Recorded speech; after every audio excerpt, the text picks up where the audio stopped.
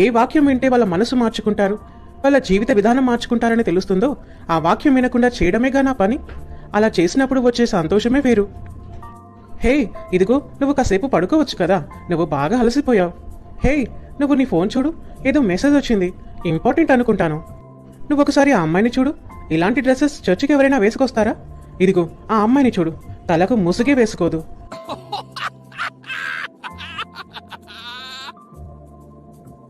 మొత్తానికి ఒక్కరు కూడా సరిగ్గా వాక్యం వినకుండా చేశాను. ఈమెంటి తెగ వాక్యం వింటుంది? ప్రీతి, ఆ అబ్బాయిని చూడు, తన షర్ట్ ఎంత బాగుందో. తనకి ఆ కలర్ షర్ట్ బాగా సూట్ అయింది. నీకు ఆ కలర్ షర్ట్ అంటే ఇష్టం కదా? అవును, ఆ కలర్ షర్ట్ ఎవరు వేసుకున్నా చాలా బాగుంటుంది. ఆ షర్ట్ ఆ అబ్బాయికి ఇంకా బాగా సూట్ అయింది. చిచి, నేనేంటి చర్చ్లో ఉండి వాక్యం వినకుండా ఇలాంటి వాటి గురించి ఆలోచిస్తున్నాను? సాతానా, నా దేవుని వాక్యం వినకుండా, ఆయన నాకు బోధించాలని అనుకుంటున్న మాటలను వినకుండా చేయాలని చూస్తున్న నువ్వు నా ఆలోచనలో నుంచి బయటికి వెళ్ళమని యేసుక్రీస్తు నామంలో ఆజ్ఞాపిస్తున్నాను.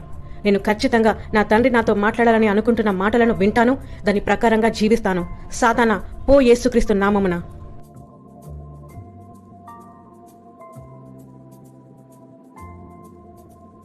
నిన్ను కూడా ఖచ్చితంగా నీ దేవుని నుంచి దూరం చేస్తాను.